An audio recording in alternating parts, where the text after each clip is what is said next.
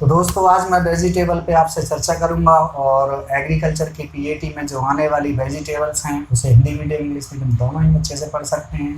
तो आज अब एक टेबल है, बहुत ही इंपॉर्टेंट टेबल है और इस टेबल में के क्वेश्चंस बनना तय है, चाहे कोई सा भी एग्जाम हो कंपटीशन का।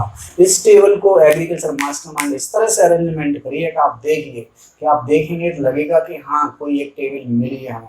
तो welcome back to the Gwalior agriculture coaching classes में। और ये मास्टरमाइंड के सामने आप देख रहे हैं कि क्या शानदार एक टेबल है और आपको एक बार में एक नज़र में बहुत कम देर में पूरी जानकारी फटाफट फटाफट मिलेगी। इसको कहते हैं फर्स्ट रिवीजन, अर्थात एक टेबल ही आपकी वेजिटेबल की पूरी जानकारी को लगभग पूरा कर देगी जो मेन चीज़ें हैं। तो इस प्रकार से मैं आपको मेरी जो स्क्रीन दिखाई दे रही है उस पर लिखा है कि इम्पोर्टेंट टेबल, क्या लिखा है इम्पोर्टेंट टेबल। तो इम्पोर्टेंट टेबल को आप देखते जा रहे हैं, मेरी जो स्क्रीन पर जो पेंसिल चल रही है उस पेंसिल के माध्यम से आप देखते चलना। तो मैं पेंसिल से समझा चलूंगा। तो पहले हमारे पास जो पहली हेडिंग दी है वो देखेंगे नेम ऑफ क्रॉप्स, यानी कौन सी फसलों के नाम। तो पहले कॉलम में यहाँ पर क्रॉप्स के नाम दिए, तो पहली ब्रिंजल है। दूसरा है ओरिजिन प्लेस, यानी ब्रिंजल कहाँ का उत्पत्ति स्थान है या कहाँ का निवासी है। दूसरा है टाइम ऑफ सोविंग, यानी ब्रिंजल को कब सोविंग करना चाहिए। दूसरा है सीड रेट, क्या है सीड रेट, यानी ब्रिंजल की सीड रेट कितनी लगेगी। उस प्रकार से डिस्टेंस, कितनी दूरी पर ब्रिंजल को लगाना चाहिए। दूसरा नंबर ऑफ इरिगेशन, यानी ब्रिंजल की पूरी में कितनी सिंचाइयों की संख्या लगेगी। दूसरा दिया है फर्टिलाइजर, कितने उर्वरक या फर्टिलाइजर को डालना चाहिए। दूसरा दिया है कौन सी वैरायटी खेत में लगाना चाहिए। इस प्रकार से जो मैंने कॉलम बनाए, इन कॉलमों को हम लोग पूरी 10 सब्जियों पर बात करेंगे। कितने पर करेंगे? 9 या 10 सब्जियों पर बात करेंगे जो फुल एक पीएटी क्लासेस के लिए मध्य प्रदेश व्यापक के लिए उपयोगी है। तो इस बेस पर मैं आपको वेजिटेबल की बता रहा हूँ। तो इसमें से हम देखेंगे नेम ऑफ क्रॉप्स में क्या दिया हुआ है, ब्रिंजल। तो सबसे पहले हम लोग ब्रिंजल की खेती पर चर्चा करेंगे। तो डिस्क्रिप्शन ऑफ द वेजिटेबल में उसकी ब्रिंजल क्रॉप्स के कल्टीवेशन करेंगे। तो ब्रिंजल क्रॉप्स आप देख रहे हैं, तो फर्स्ट करिए। तो नंबर ऑफ क्रोमोसोम N2N बराबर कितने दिए इसमें 24। अरे ब्रिंजल में क्रोमोसोम नंबर यानी गुणसूत्रों की संख्या कितनी है 24 है। अब आता है कि ब्रिंजल कहाँ का निवासी, अर्थात ओरिजिन सेंटर क्या है, ओरिजिन प्लेस है भारत भारती है, अर्थात भटा भारती है, ऐसे याद रखा जा सकता है। भटा भारती है अर्थात भारत के लोगों को भक्त बहुत पसंद है, ऐसे भी याद कर सकते हैं। तो भारतीय माना जाता है बैगन को। दूसरा है टाइम ऑफ सोविंग, अर्थात इस बैगन की खेती की सोविंग कब की जाएगी, यानी पौधरोपण के लिए नर्सरी कब तैयार करना चाहिए। तो जून जुलाई में हम इसका प्रयोग करते हैं। जून जुलाई में हम इसके क्या करेंगे, पौध तैयार करेंगे और उसके बाद लगा देंगे। इसके पौध को ट्रांसप्लांटिंग करके इसका प्रयोग करते हैं। दूसरा आता है सीड रेट, यानी कितना बीज लगाएं। तो 400 से 500 ग्राम बीज पर हेक्टेयर काफी होता है। एंड दूसरा दिया है हेक्टेयर एंड ईल्ड, कितनी ईल्ड हो सकती है। तो हम बताएंगे 200 से 250 क्विंटल फ्रूट्स जो वेजिटेबल के रूप में प्रयोग करते हैं वो निकल सकते हैं। अर्थात 200 से 250 क्विंटल, कितने 200 से 250 क्विंटल कितने सीड में 400 से 500 ग्राम सीड में निकल आते हैं। इसका मतलब ये है कि बहुत अच्छा प्रोडक्शन हो रहा है। अब आता है कि बैगन को कितनी दूरी पर लगाना चाहिए। तो डिस्टेंस दी है, तो 60 × 60 सेंटीमीटर की दूरी पर लगाना चाहिए। ऐसे भी कह सकते हैं 2 फुट इधर चौड़ाई में तो 2 फुट ऐसे लंबाई में 2 × 2 मीटर्स के बाद 2 × 2 फुट लगा सकते हैं, है ना। तो 60 × 60 सेंटीमीटर भी बोल सकते हैं। उसके बाद नंबर ऑफ इरिगेशन, पूरी क्रॉप में 6 से 8 सिंचाइयों की आवश्यकता होती है। दूसरा आता है एनपीके, फर्टिलाइजर का प्रयोग कितना करेंगे। तो 100 kg नाइट्रोजन डालेंगे, 50 kg फास्फोरस डालेंगे तो 50 kg पोटास डलेगा। अर्थात 100 kg नाइट्रोजन का मतलब ये होता है कि यूरिया के करीबन 4 से 5 कट्टे डलेंगे। अर्थात एक कट्टे में 23 किलो नाइट्रोजन होती है। कितनी होती है, 50 किलो के कट्टे में 23 किलो होती है। तो 2 कट्टे में कितनी होगी 46। तो क्योंकि यूरिया में 46% होता है, 46.66 अर्थात 46% है। तो 46 दूनी कितना होता है हमारे पास 92 हो गया। तो 92 में कितने हुए 4 कट्टे। तो 100 kg के लिए कितनी नाइट्रोजन चाहिए 4 से 5 कट्टे काफी होते हैं। अब आती है वेराइटी, हमें कौन सी वेराइटी लगाना चाहिए जिससे कि प्रोडक्शन ज्यादा से ज्यादा हो सके। क्या हो सके, ज्यादा से ज्यादा। हर कोई व्यक्ति चाहता है कि मेरे खेत में ज्यादा से ज्यादा प्रोडक्शन हो।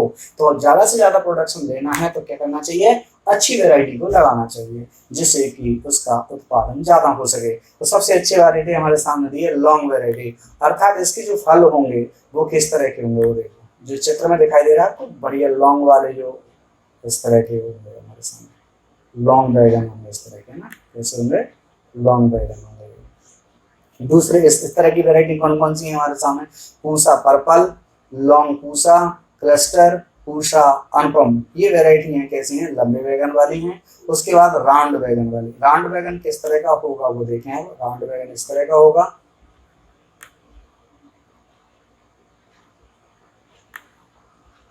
ऐसे होंगे राउंड बैगन। तो ये राउंड बैगन के बारे में बताया गया है।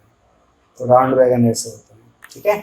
तो ये राउंड बैगन है और ये लॉन्ग है। तो राउंड बैगन की है पूसा पर्पल है, राउंड है, अर्का नवनीत है, पंजाब है ना, बहार है, पंत है, ये वैरायटी बैगन लाल वाले गोल वाले होते हैं और ऊपर वाले लंबे वाले होते हैं। तो इस प्रकार से मैंने ब्रिंजल की पूरी जानकारी शॉर्टकट हो गई है।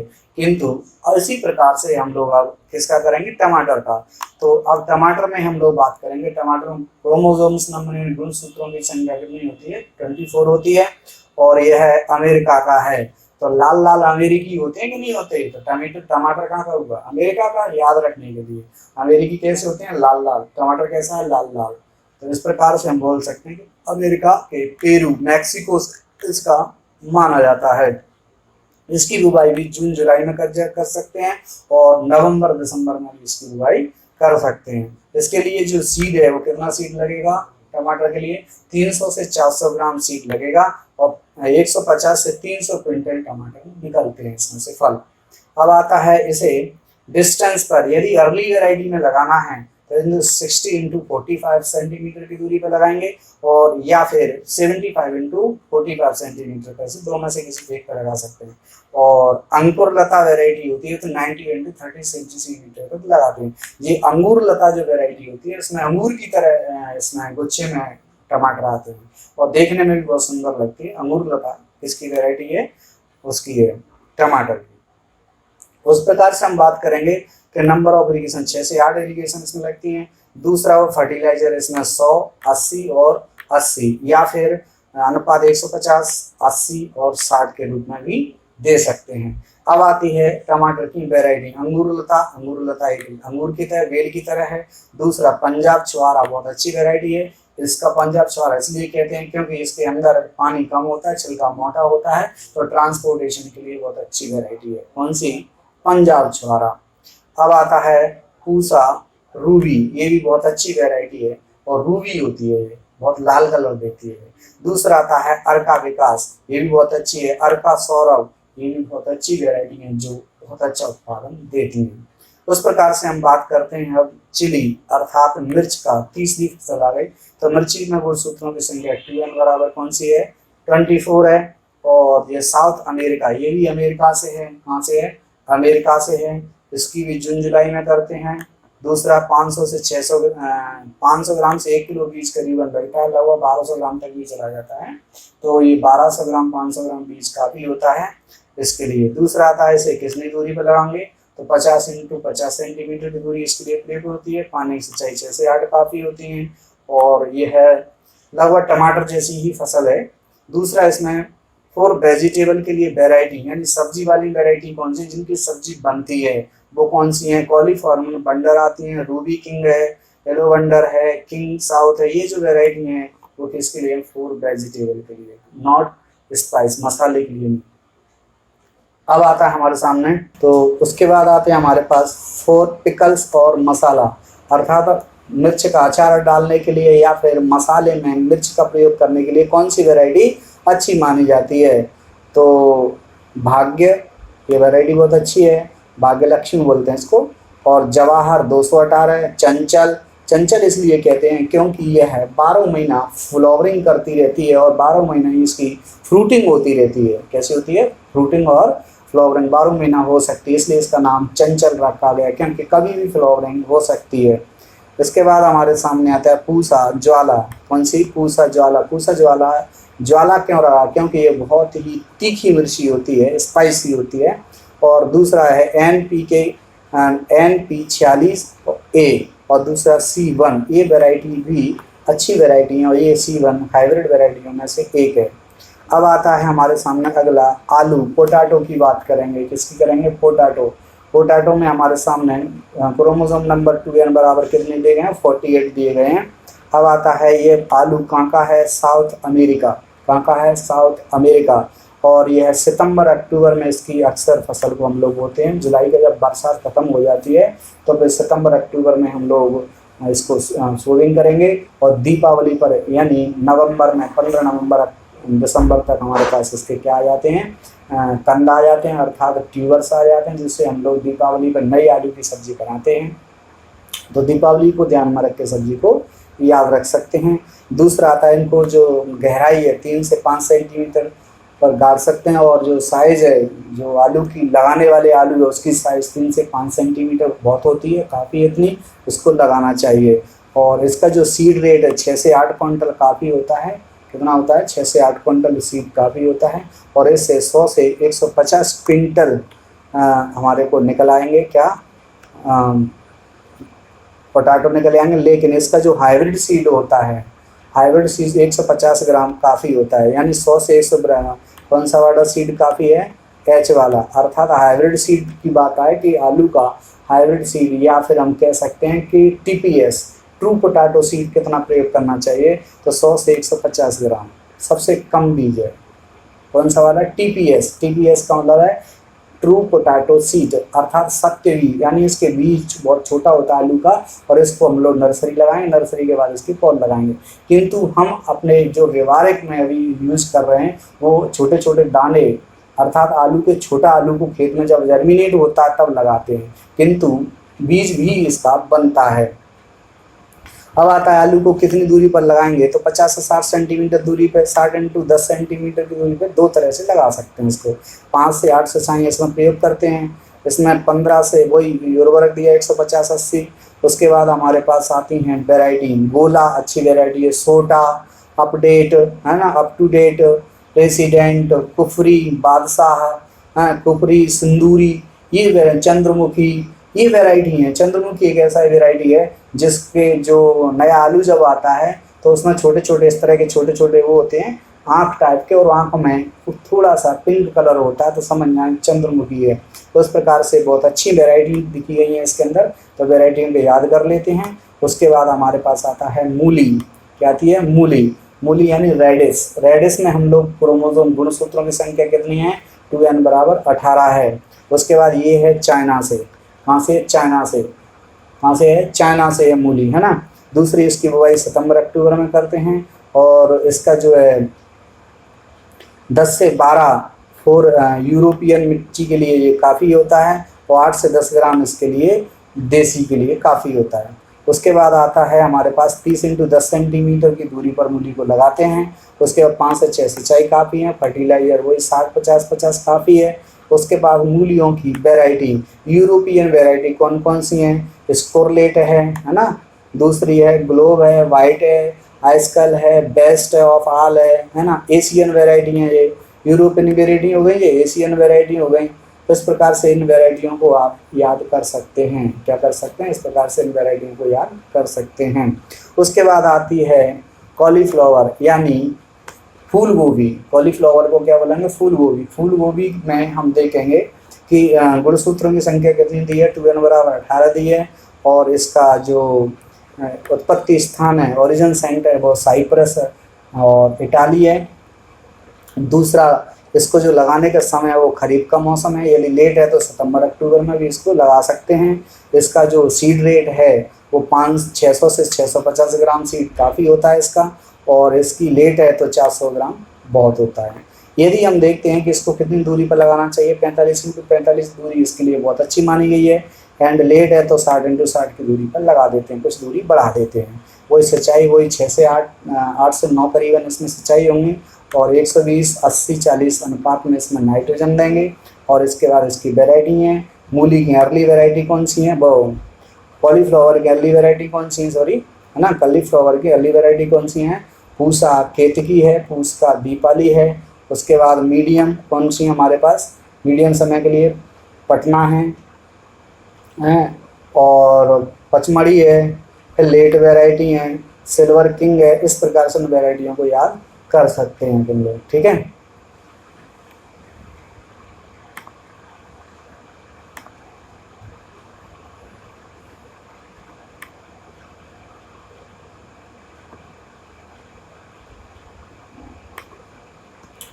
तो अब हमारे पास आ गई कैबेज यानी पत्ता गोभी, इसे करम कल्ला भी कहते हैं। इसका प्रयोग आजकल मोमोज में भी होता है, वही है ये पत्ता गोभी, कैबेज भी बोलते हैं इसको। तो कैबेज, इसमें गुणसूत्रों की संख्या कितनी है? 18 है, और ये क्रूसीफेरी फैमिली में आती है।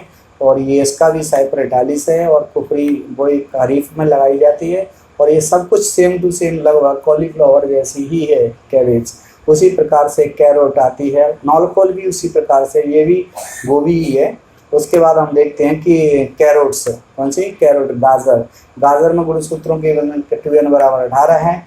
यह एशिया महाद्वीप से इसकी उत्पत्ति स्थान माना जाता है। सितंबर अक्टूबर में इसको लगाया जाता है। इसका बीज 5 से 6 किलो काफ़ी होता है। यह 200 से 300 क्विंटल क्या निकलती है? गाजर या जड़ के रूप में निकलती है। अब आता है इसे कितनी दूरी पर लगाना चाहिए? 30 × 20 सेंटीमीटर की दूरी पर लगाना चाहिए, जिसमें 4 से 5 सिंचाई पर्याप्त मानी जाती हैं। फर्टिलाइजर वो आपके अनुसार है, ये ऊपर 50, 150, 550। उसके बाद एशियन वैरायटी दी गई हैं। तो गाजर की एशियन वैरायटी कौन सी है? पूसा केसर। केसर मतलब लाल रंग में होता है, केसर जैसा रंग हो, वो पूसा केसर है। दूसरा सिलेक्शन 235 है। फिर यूरोपियन वैरायटियाँ आ गई, है ना, चैतन्य। दूसरा पूसा याम, यवनग्नि, पूसा इम्पोर्टेड, ये वैरायटी नहीं है। कश्मीर ब्यूटी, इस प्रकार की वैरायटियाँ किसकी हैं? गाजर की। उसके बाद आती है हमारे सामने अगली प्याज। क्या है? प्याज। प्याज में हम देखते हैं कि गुणसूत्रों की संख्या 2n बराबर 16 है। ये भारत से उत्पत्ति स्थान है। तो भारत से कौन कौन है? बैगन है और प्याज है, ठीक है। और अफगानिस्तान में इसको माना गया है। सितंबर अक्टूबर में इसको लगाते हैं, अर्थात ये सब रबी की क्रॉप में आती है। दूसरा, इसके बाद हम देखते हैं कि ये 400 से 500 ग्राम इसका बीज काफ़ी होता है, और 10 से 12 क्विंटल बल्ब्स निकल आते हैं। उसके बाद इसकी दूरी क्या है? 15 इंच 10 सेंटीमीटर की दूरी पर इसको प्याज को लगाना चाहिए। 10 से 12 इसकी सिंचाई बहुत होती है इसमें। उसके बाद 100 kg nitrogen, 70 kg phosphorus, 70 kg potash काफ़ी है। इसके बाद इसकी जो क्या नाम है इसका, प्याज की जो वैरायटी हैं वो अर्का लालिमा है, अर्का, है ना, कार्तिमायन है। दूसरा अर्का पीताम्बर है। उसके बाद पूसा मांडवी है, और नासिक 53 है। और खरीफ, खरीफ के लिए वैरायटी आ जाए तो नासिक का प्रयोग बताएंगे। इस प्रकार से मैंने आपको 10 सब्जियों के बारे में बताई थी। 10 सब्जियां हो गई। अब इनमें से जो प्रश्न आएगा वो मेरे से सुनते जाए कि किस तरह से प्रश्न आएगा। ये इसमें टेबल में नहीं है, वो केवल माइंड से ही निकालना है। क्या निकालना है? माइंड से निकालना है। कैसे? जरा देखो कि अभी तक हमने जो देखा था कि ओरिजिन सेंटर के बारे में, तो ओरिजिन सेंटर में अमेरिका की भी काफ़ी थी, भारत की कौन सी थी? हमने देखा कि प्याज और कौन, भटा किसका था? भारत का। तो एक बात याद रखना, एक दिन साहब हमारा भारत का प्रधानमंत्री अमेरिका गया, तो वहाँ की उसकी मैडम ने क्या रख दिया? कुछ उसने आलू और कुछ मिर्ची उसके घर पर थी, वो रख दी। उसके बाद हमारा भारत का प्रधानमंत्री सोचा कि अब तो चलो घर सियाड़ी में क्या मिल गया? मिर्ची और आलू। इतने में क्या हुआ कि वह सोचा कि मिर्च आलू से क्या होगा, तो मैं पेरू से होते हुए चलता हूँ। तो जब वो पेरू पहुँचा तो वहाँ से पेरू से टमाटर भी रख दिए उनकी प्रधानमंत्री की मैडम ने। तो क्या क्या होगा हमारे भारतीय प्रधानमंत्री के बाद? आलू हो गए, मिर्ची हो गई और टमाटर भी हो गए। अब आकर के सीधे कहाँ इंडिया में आए और उनको मिल गया बटा, अर्थात बैगन। तो बैगन का भक्त बनाएंगे कि नहीं बनाएंगे? तो आलू, मिर्ची और टमाटर और बैगन का भरता। प्याज देसी है ही घर में, तो भारतीय है कि नहीं है प्याज? तो उस तरह से याद हुआ कि नहीं हुआ? तो अमेरिका से क्या लाए? आलू मिर्ची लाए, पेरू से टमाटर लाए, भारत में आके भक्त बनाए, हो गए। और प्याज के साथ बैठ के खेत पे खाओ, सही है कि नहीं? इस तरह से ये याद हो सकता है। ओके, अब आता है उत्पत्ति स्थान याद करने का एक तरीका आगे सामने। दूसरा आता है कि इन 10 सब्जियों में जड़ कौन कौन सी हैं? तो मूली और गाजर 2 ऐसी फसलें हैं जो जड़ हैं, सही है। दूसरी बात, इनमें से पत्ती वाली सब्जी कौन कौन सी हैं?